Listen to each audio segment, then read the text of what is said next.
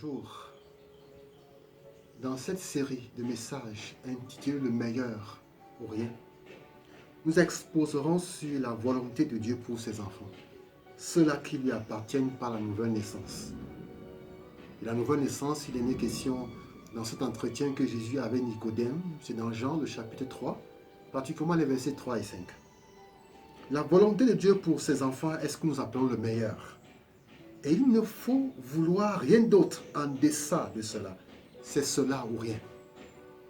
Nous lisons ce matin cet épisode de la vie des premiers hommes sur la terre. C'est dans Genèse. Genèse 4.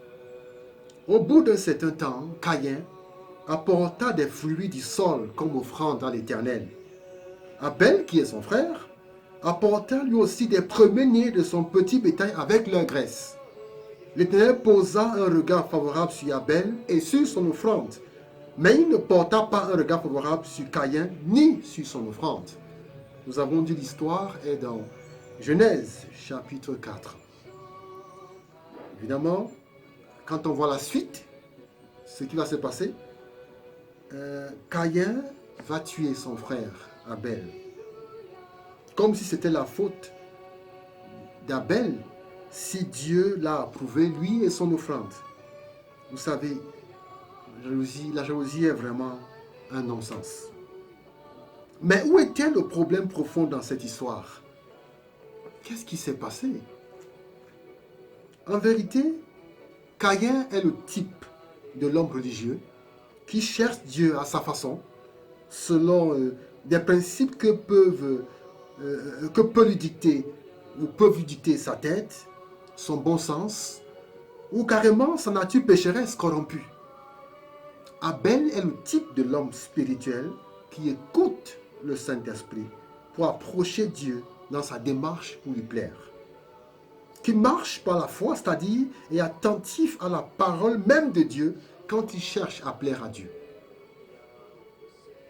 Le premier et peut-être le plus grand principe dans les choses de Dieu et dans la quête, dans la recherche de Dieu, c'est de se référer à son esprit, le Saint-Esprit, se référer à sa parole qui est la Bible pour connaître comment approcher Dieu, pour connaître comment plaire à Dieu.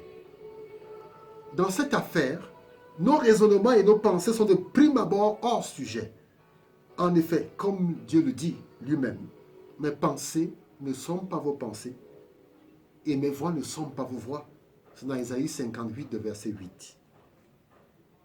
Il le dit encore dans 1 Corinthiens par la bouche de l'apôtre Paul. Le Seigneur connaît les raisonnements des sages et il sait qu'ils sont vains.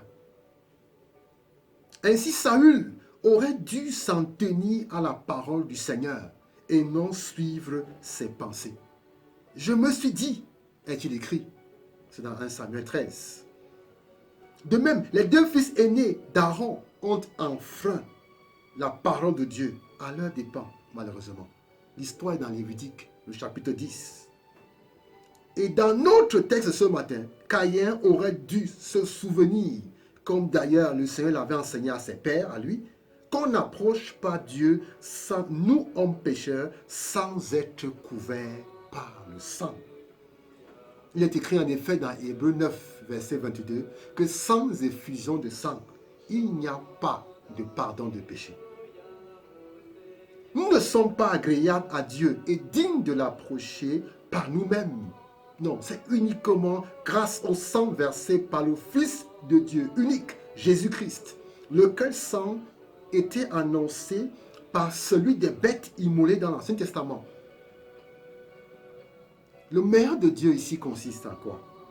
Le meilleur de Dieu ici consiste à dire ceci. Il faut approcher Dieu selon ses principes, tels qu'enseignés dans la Bible, les Saintes Écritures, et non selon nos raisonnements d'hommes corrompus par le péché. À ce propos, Dieu a dit sur Jésus-Christ, « Celui-ci est mon Fils bien-aimé, en qui j'ai mis toute mon affection. Écoutez-le. » Jésus lui-même va le dire dans Jean 14, 6. « Je suis le chemin, la vérité, la vie.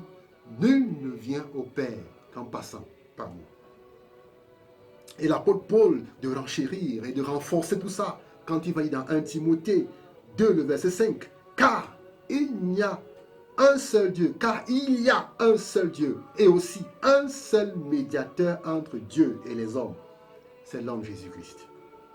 Avis donc à ceux qui veulent prendre un autre chemin, ou alors religion pour aller au ciel. Il n'y a de salut en aucun autre, est-il écrit dans Actes 4:12. Car il n'y a sous le ciel aucun autre nom qui ait été donné parmi les hommes par lequel nous devions sauver, à savoir le nom de Jésus-Christ. Choisissez le meilleur et vous serez bénis. Que le Seigneur vous bénisse.